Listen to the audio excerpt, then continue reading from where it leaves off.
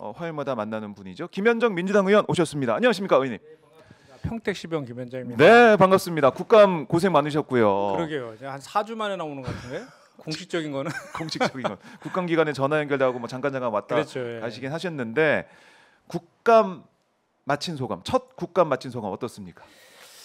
뭐랄까 이렇게 좀 아쉽죠. 예. 뭔가 마음이 좀 약간 허전하다라고 할까나? 네. 한 3주 동안에 거의 뭐 윤석열 정부의 실정이라든지 김건희 의혹 등 가지고 이제 뭐 거의 막 전투를 치르듯이 했는데 매일매일 전투였죠. 그 문제들이 다 해결되진 않았잖아요. 네. 그래서 잠시 지금 대기 중에 있고 다시 이제 새로운 전투를 준비하는 그런 느낌? 뭐 그런 느낌이에요. 아, 이게 말씀 들어보면은 질의 시간 뭐 7분, 5분 뭐 이게 너무 네. 짧아가지고 네, 맞아요.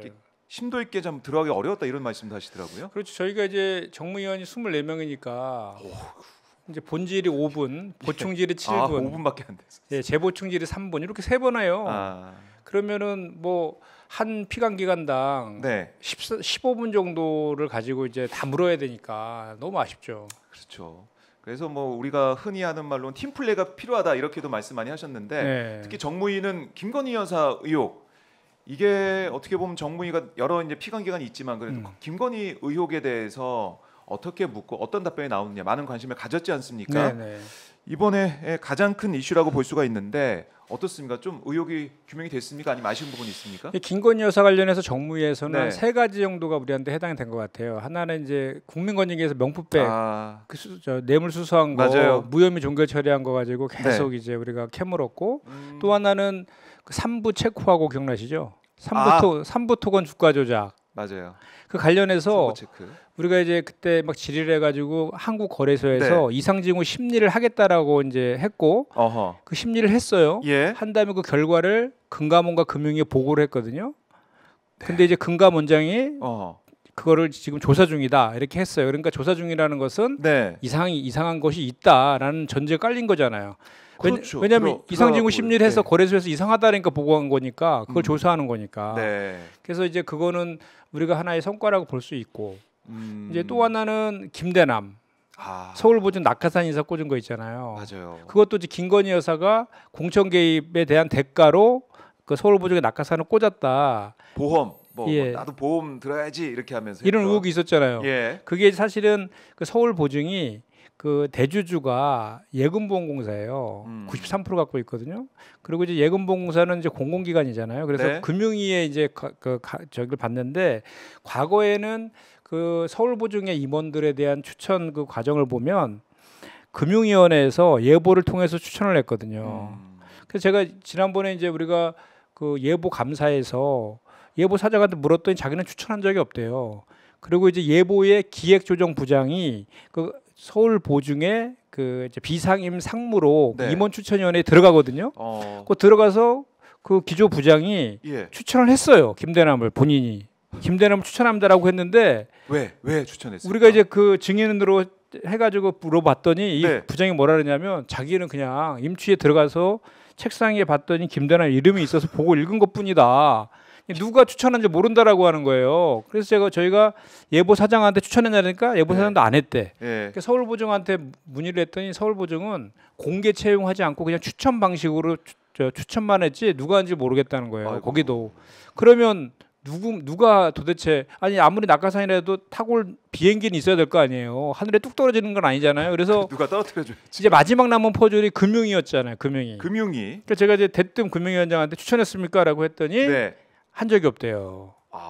그리고 또 하나 이제 그 금융위에 지금 사무처장을 맡고 있는 이제 금융위의 이제 3인자라고 할 수 있는데 실제적인 그 금융위를 통괄하는 그런 실무 총괄 역할을 하는 게 사무처장이거든요. 그 권한이 막강하거든요.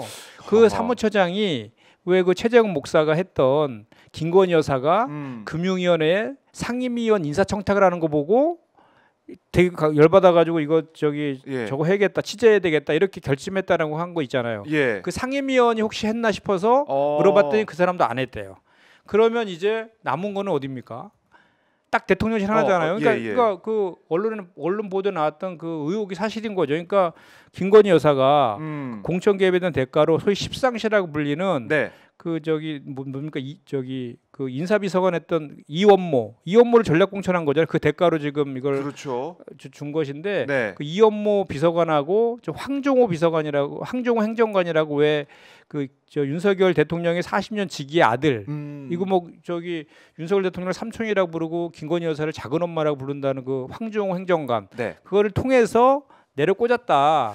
이 의혹이 사실이다라고 제가 규정해 버렸죠, 그냥. 그러면서. 안 그러면 어디서 내려올지. 예. 야. 그러니까 이게 김건희 여사 이제 공천 개입 의혹이 지금 파급력이 엄청 큰데 김대남 씨 사안을 보더라도 정말 이 김 여사의 뭐라 그럴까요? 국정 개입 의혹 이게 점점 명확해지고 있는 게 아니냐 이런 지적은 나올 수밖에 없을 것 같아요. 그렇죠. 뭐 이것뿐만이 아니지 않습니까? 네. 뭐 저기 명계남 게이트 명계남이래. 명태균. 네, 명태균 게이트라고 지금 네. 제가 명명하면서 이제 그 조사 대책위도 우리가 지금 이제 만들려고 하는데 준비 중에 있는데 화수분 아닙니까? 화수분. 지금 검찰의 뭐 봐주기 수사도 지금 완전히 그 도마에 올라 있고 지금 저희가 11월 2일 날 그래서 이제 김건희를 특검하라라는 저 제목으로 해서 대규모 집회를 지금 서울역 앞에서 지금 준비하고 있지 않습니까? 민주당에서. 그래서 이제 광장에 나가서 국민들과 함께 윤석열 정권과 김건희 여사에 대한 규탄을 할 수밖에 없는 그런 상황이 됐다 이렇게 저희는 판단하고 있습니다. 그래요. 지금 이 정무위 국정감사 이걸 통해 가지고 언급하신 것처럼 김건희 여사 의혹들 많은 국민들이 관심을 가지고 있는 이 의혹들을 하나하나 파헤치셨어요. 그래서 이렇게 김건희 여사 관련 의혹 지금 보면 의혹 수준이지만 이걸 밝혀내는 데는 수사가 필요한 거 아니겠습니까? 그렇죠. 근데 수사는 전혀 뭐 도이치모터스 주가 조작 사건도 그렇고 무혐의 처분, 명품백도 무혐의 처분, 수사기관이 제대로 검찰이 역할을 못 하고 있다. 이 지적은 피할 수 없을 것 같습니다. 의원님 어떻게 보십니까? 뭐 김건희 여사에 대한 로펌이다, 로펌으로 전락했다 검찰이 이렇게까지 지금 비판받고 있는 지경이니까. 뭐 우리 당에 있는 그 율사 출신 의원님들이라든지 뭐 저 국민의힘에 있는 의원들조차도 이 검찰의 그 무혐의 처분은 너무 심하다. 그 이구동성을 하고 있는 거잖아요. 그렇죠. 이거는 글쎄요. 특검 여론이 그래서 점점 더 커지는 것이고 한동훈 대표는 특감반, 특별감찰관 이거 이제 빨리 추천해라. 후보 추천해라. 그렇게 가자. 민주당도 압박을 하면서 당내에서도 이거 북한인권재단 이사 추천과 연결시킨 문제가 아니다. 대선 공약 아니냐. 이렇게 또 당에서도 얘기를 하고 있는데 이건 좀 어떻게 보십니까? 특검 말고 특감. 그러니까 한동훈 대표가 본질적인 거는 아예 엄두도 못 내니까 그냥 비껴간 거잖아요. 비껴간 거다. 김건희 특검이나 뭐 최혜병 특검은 말도 못 꺼내니까 윤석열 대통령한테. 그러니까 이제 특별감찰관 같은 경우는 윤석열 대통령이 기자회견 때 특별감찰관 국회에 추천해주면 받겠다 뭐 이런 얘기도 하고 그러니까 특별감찰관이라도 뭐 하나 좀 저 가시적인 성과 하나 만들려고 툭 던져놓은 건데 그 정도 받을 줄 알았는데 또 이제 또 거기서 또 부딪힌 거죠. 그러니까 윤석열 대통령은 한동훈 대표가 정말 미운 거예요. 그러니까 한동훈 대표가 뭘 제안하면 더 안 해. 그렇잖아요. 그리고 특감반은 아무 의미가 없는 내용이에요. 특감반은 예비적 기능을 하는 거잖아요. 뭐 예방 주사 측면이 가능하죠. 뭐 친인척이라든지 뭐 그 수석 이상의 뭐 그 정도의 그런 것들을 미리 예방하는 기능이고 강제 수사권도 없어요, 사실. 그 임명한다래도 뭐 윤석열 대통령 정도 적으면은 뭐 그냥 무력화시킬 수도 있는 내용이거든요. 근데 그조차도 지금 뭐 추경호 원내대표가 대놓고 안 된다고 하니까. 그러니까 한동훈 너는 안 돼, 뭐 이거죠. 한동훈은 안 돼. 그리고 뭐 둘째 주에 의총 열어갖고 뭐 결정한다 뭐 이런 얘기가 있던데 아마도 그 전에 둘이 합의 볼 것 같아요. 그래요? 한동훈과 추경호가 그걸 어떻게 의총에 붙여서 뭐 표결을 합니까? 그 내용을 가지고 남사스럽게 특감을 할지 말지. 그리고 그거는 서로 다 죽는 게임이에요. 그러니까 완전 외통수에 걸린 거죠, 여당에서 보면. 예를 들어서 특별감찰관을 받는다라고 하면 저 윤석열 대통령과 추경호 원내대표는 완전히 지금 뭐 저게 되는 거고. 네임덕이죠, 윤석열 바로 네임덕. 그럼 끝나는 거고 또 반대로 그게 부결되면 한동훈 대표는 또 바로 또 그냥 아웃.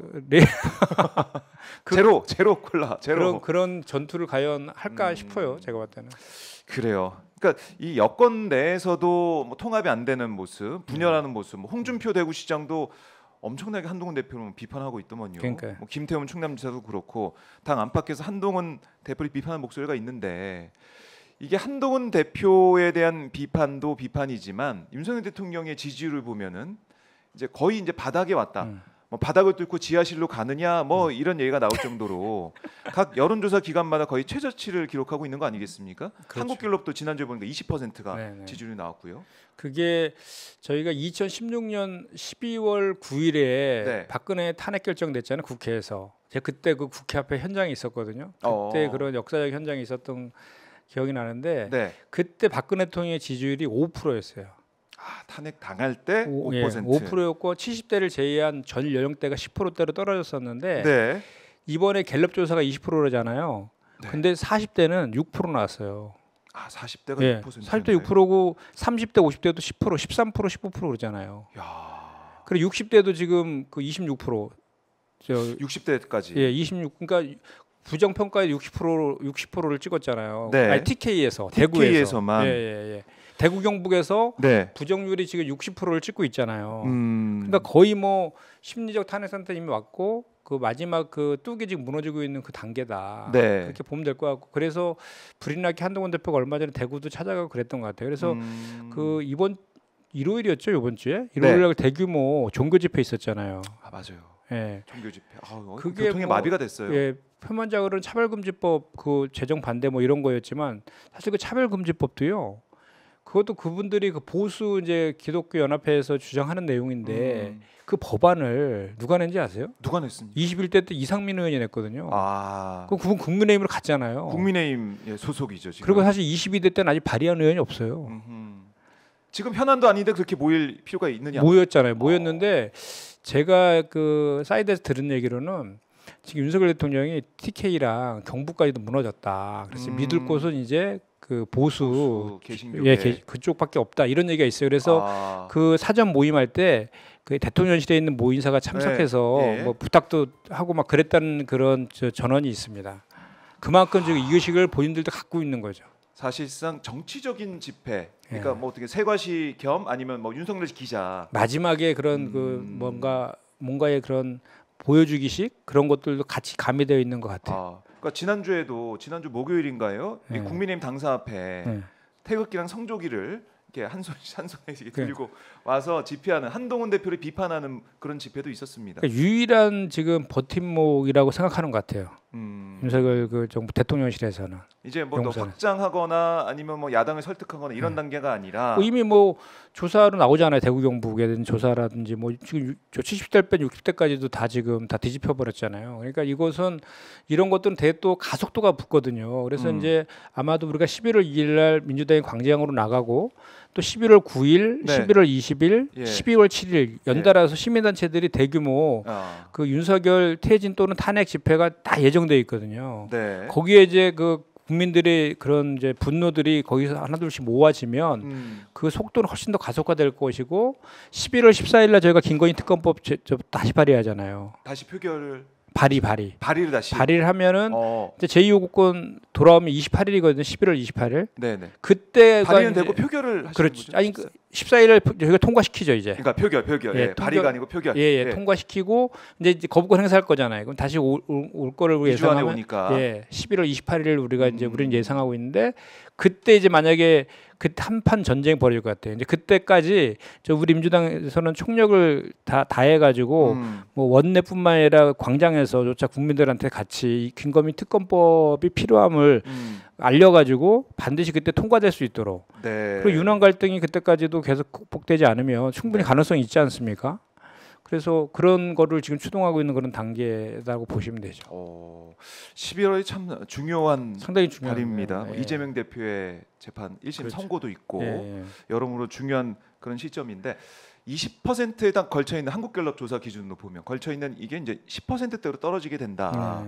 20%대, 그러니까 앞에 이자 또 일자 이게 바뀌는 게 엄청난 큰 의미를 가지고 있다는 생각도 들어요. 그럼요. 그 20%를 이제 심리적 마지노선이라고 하고 공무원들은 이미 복지부동 상태로 들어갔다고 하지 않습니까? 그 20%가 무너지는 순간 네. 그 속도는 엄청 가파르게 이제 가속도가 붙잖아요. 그런 상황이기 때문에 이미 뭐 국민들은 심리적 탄핵 상태에 들어가 있는 거고 우리 어제 뭐 최고위에서 저도 그 배석은 했지만 최고위원분들의 그 발언 하나하나도 정말 그 우려 섞인 그런 목소리들이 많이 나왔었어요. 김민석 최고는 호스피스를 끼고 있다 뭐 이런 얘기까지 했고 모 최고위원은 하야해야 된다 뭐 이런 얘기까지 나왔고 된다. 탄핵 얘기 나오고 뭐 네. 국민의 저항권 행사 시점에 들어갔다 이런 얘기들까지 막 나올 정도였으니까. 네.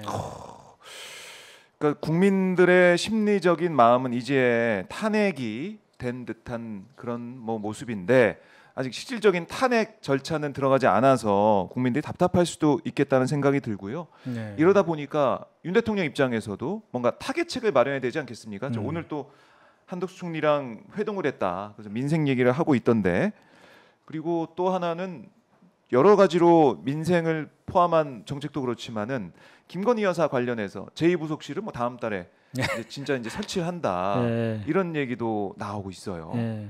이게 좀 돌파가 되겠습니까? 이런 대통령실의 모습은 어떻게 보고 계십니까?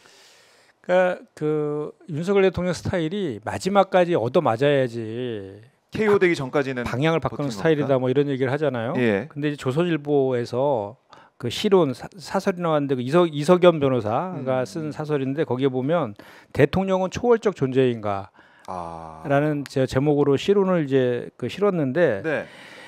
지금이 마지막이다. 하루빨리 김건희 여사 의혹에 대해서 해결해야 된다라는 마지막 최후 통첩을 조선일보에서 한 거예요. 윤석열 대통령한테. 그래요.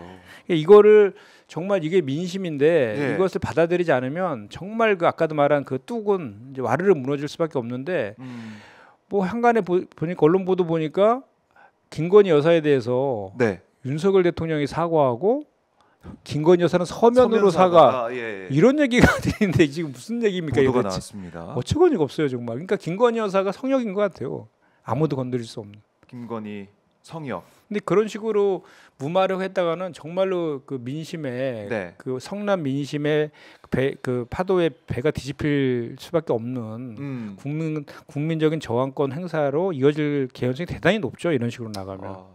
그러니까 김건희 여사가 대외 활동을 이제 자제할 거다. 뭐 일각에 뭐 들린 얘기는 이제 너무 이제 아프고 뭐 살이 많이 빠지고 힘들어하고 있고 윤 대통령도 한동훈 대표 만나서 뭐 그런 얘기 했지만은 근데 이제 폴란드 정상 만날 때는 또 등장을 했고 그러니까. 다음 달 뭐 G20 순방 외교 과정에 동행할 수도 있다 이런 얘기도 나오고 있어요.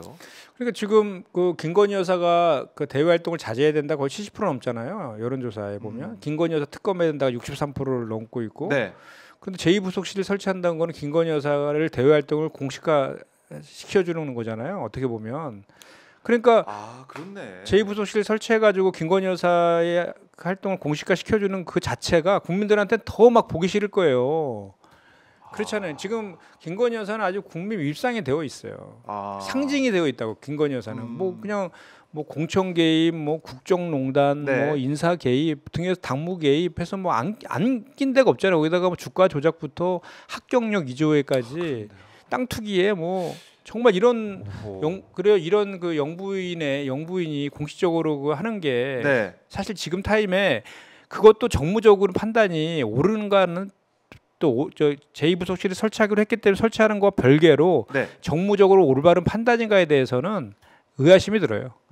지난번에도 한번 뭐 자살 예방을 할 때 마포대교 가서 마포대교. 그 생쇼 했었잖아요. 네. 근데 그때도 보면 그 국민권익 국장이 본인의 그 명품백 수수와 관련된 하다가 극단적인 선택을 했었잖아요. 네. 그거에 대한 본인과 연관된 그런 거에 대한 미안함이나 이런 것이 조금이라도 있었으면 거기 그 조문을 갔어야지 거기 가서 그런 정무적 판단은 정말 아니었거든요. 근데 이번에도 마찬가지인 것 같아요. 그러니까 일단은 국민들은 김건희 여사를 보기 싫어해요.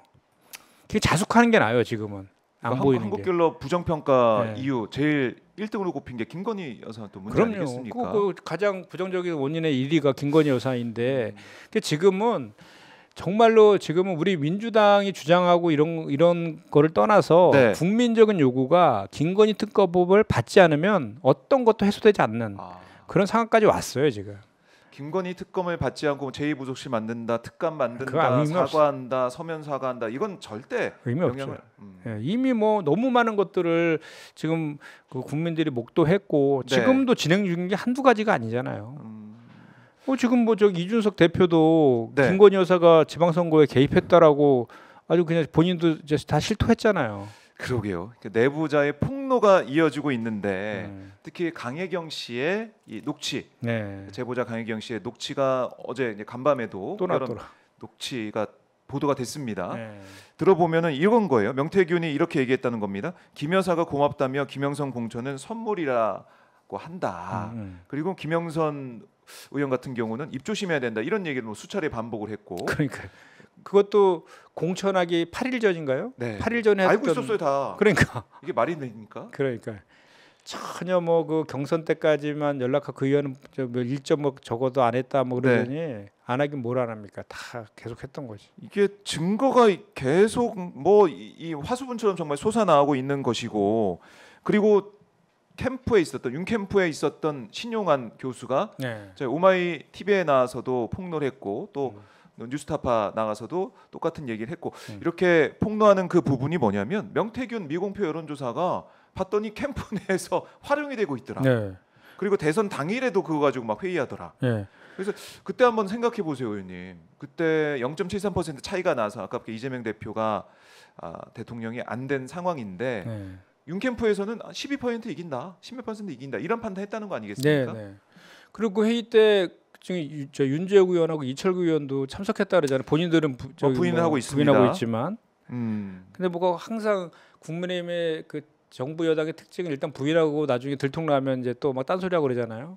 뭐 부인 일단은 기본이죠 뭐. 뭐 수사를 해봐야 되는 것이고. 그러니까 결국은 뭐 이 저기 그 당일날까지 저 명태균 그 보고서로 회의를 했다고 하니까 명백한 거죠. 그걸 그 윤석열 후보가 당시에 모를 리가 없잖아요. 그거를 후보한테 제일 먼저 보고되는 게 여론조사 결과입니다. 보고서라. 그 기본이에요, 기본. 캠프 내에서 뭐 회의하기 전에 중요한 수치니까. 저희도 총선 출마하면 그 이제 여론조사 이제 공표 금지 기간 있잖아요. 그 기간이 들어가면 당에서 일주일 상간으로 이렇게 여론조사 한 거를 후보한테만 살짝 알려줘요. 살짝. 왜냐하면 어떤 분위기인지. 후보한테도 안 알려주는 경우도 많고요. 왜냐하면 그 당에서 이제 그걸 관리하기 때문에. 근데 그걸 이제 알려줘도 후보도 절대로 그거를 그 캠프에 알리면 안 돼요. 왜냐하면 이제 자기가 앞서가고 있으면은 캠프가 나태해지거든요. 그런 의미에서. 그래서 약간 지고 있다 막 이런 식으로 해가지고 전략적으로 정무적으로 그렇게 하기도 하는데. 근데 이 당시 윤 캠프 분위기는 이렇게 이제 우리가 많이 앞서고 있다. 그 뭐 이기는 분위기다 이렇게 느꼈던 것 같아요. 그 이유. 그게 명태균 미공표 여론조사 때문이 아니겠느냐 이런 추측, 합리적인 의심이 지금 나오고 있는 것이고 이것도 만약에 수사를 통해서 정말 맞다, 이게 좀 활용이 됐다, 미공표 여론조사 활용이 됐다, 이 부분도 크게 작용할 것 같습니다. 이거는 정말 뭐 수습할 수 없는 거죠. 그러니까 그 윤석열 대통령이 당선된 거에 대한 그 기반이 흔들리는 거잖아요. 정통성 자체가 뿌리채 부정될 수밖에 없는 상황이잖아요. 여론조사를 통해 가지고 여론 조작을 통해 가지고 대통령이 됐다 이렇게까지 연결되는 거 아닙니까? 이건 헌정 유린이고 완전히 민주주의를 지탱하는 선거제도를 완전히 그냥 흐트러뜨리는 중대 범죄이죠. 중대 범죄다.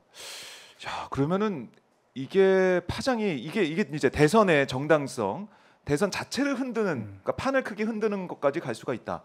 그렇잖아요, 실제로. 내용을 보면. 그리고 이게 이제 자연스럽게 우리가 볼 때 자연스럽게 김영선 공천까지 연결되는. 왜냐하면은 이게 내가 서울 가서 뭐 돈 받아올게 이거 비용 받는다고 갔는데 그게 안 된 거잖아요. 그러니까 21년 4월부터 8월까지 경선 기간에 8차례 걸쳐서 여론조사했고 그 비용을 저 당선된 다음에 22년 그 6월달에 있을 그 보궐선거에서 김영선 공천을 대가로 그걸 줬다. 네. 그런 거 아닙니까 지금 내용이? 뭐 81번 여론조사를 해서 예, 보고를 해서 81번. 예, 3억 7천만 원. 예, 그 내용에 대해서 지금 강혜경 씨가 다 폭로하고 있는 거잖아요. 그리고 실제로 녹취와 관련해서 하나 둘씩 그거 관련된 내용들이 나오고 있으니까. 네. 근데 저는 그 창원지검에서 지금 수사 중이잖아요. 그것도 얼마나 웃깁니까 가정을 보면. 작년 12월에 고발됐죠. 이게 선관위를 통해서. 선관위 통해서. 고발됐는데 배당을 검사가 없는 그 부에다가 배당을 했다는 거잖아요. 네. 처음 배당. 수사관과 검사가 그 검사가 없는 거잖아. 그래서 수사 안 하고 있다가 나중에 탁 막 그 저기 증거 인멸되고 뭐 이렇게 막 갔잖아요. 시간이 흐른 다음에. 예, 그리고 명태균 씨는 핸드폰을 다 깡통폰으로 바꾸고 네. 깡통폰으로 바꿨는데도 압수수색도 아직도 안 했어요. 하하. 그 사람에 대해서는. 네. 그래서 계속 이제 안 좋으니까 저 미래한국연구소의 그 명의상 대표로 된 김모 씨에 대해서 얼마 전부터 이제 압수수색하고 수사 들어갔잖아요. 네. 근데 그 이전에 이미 명태균 씨는 다 뭐 그 미래한국연구소도 4월달에 폐쇄시켜 버렸고 핸드폰은 깡통폰으로 다 바꿔버렸고 명태균 씨가 그 핸드폰을 땅에 묻었다 그랬거든요. 그럼 땅에 묻어서 어디에 묻었는데 수사해야 될 거 아니에요. 그것도 안 하고. 엄한 그냥 그 바지 사장인 그 김모 씨만 김태열 전 예. 소장 예. 지금 이름이 다 이제 보도가 됐습니다. 예. 그 사람만 지금 하고 있는 이런 상황이니까 정말 이 검찰이 언제까지 이렇게 망가질지는 걱정이에요. 그러니까 이게 선택적인 수사 이런 비판은 계속 나올 수밖에 없고 대선에서 이런 의혹들이 불거지다 보니까 어제 이제 박은정 조국혁신당 의원은 이런 표현을 쓰더라고요. 도둑맞은 대선이다. 네, 그러니까 그거 아까 좀 전에 말씀드린 그런 취지잖아요. 이게 사실이면. 도둑맞은 대선. 대선까지 우리가 이걸 인정할 수 없다라는 얘기가 지금 뭐 저희 댓글창이나 아니면은 온라인 커뮤니티 상에서 보면은 이거 대선 다시 해야 되는 거 아니야?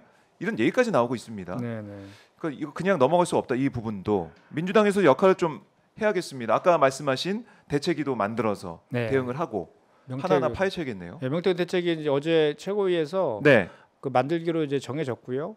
예, 그 지금 단장도 지금 어제 뭐로 하마평 올랐는데 뭐 아직 확정은 안 됐으니까 삼선의 모 의원입니다. 모 의원. 그 당시 대선 당시에 우리 당의 전략기획위원장을 했던 분이신데 그때 당시에 상황을 가장 잘 안다 그래서 이제 그때 하는 거고. 그 김모 씨가 그런 얘기했잖아요. 언젠가 한번 압수수색 당할 줄 알았다. 그 웃기는 얘기 아닙니까? 이미 직감을 하고 있었군요. 자기는 어차피 그래봤자 나올 건 없다. 뭐 이런 거 아니겠어요? 그러니까 나는 뭐 바지다, 바지 사장이다 이 얘기를 하는 거죠. 아무리 우리가 100번 양보해도 명태균 씨를 왜 압수수색 안 하죠? 김건희 안 하듯이. 뭐 창원지검에서 뭐 했다라고 했는데 그게 과연 지금 이 시점에 한 게 도움이 되고 과연 수사에 영향을 미칠 수 있는 그런 압수수색이겠는가 이런 지적이 나오는 거고 결국 이것도 이제 김건희 여사와 연관된 일이기 때문에 검찰이 수사기관이 제대로 하지 못할 것이다. 그래서 김건희 특검을 통해서밖에 할 수가 없다. 이런 생각이 드는데 그 10월 초 중순에 압수수색했다 그랬잖아요. 그때도 보면 그 창원 수재의 공인중개사 사무소에 옮겨둔 그 미래한국연구소 짐을 그 명태균 씨 지인이 이미 다 빼돌린 상태에서 짐 다 뺀 상태에서 거기 가서 압수수색했다는 거잖아요. 그러니까 뭐 그냥 뒷북 수사하고 늑장 수사하고 있는 거죠. 명태균과 관련된 거는. 그리고 이제 아무 상관없는 바지 사장이라고 하는 김모 씨만 계속 이제 형식상 하고 있는 거죠.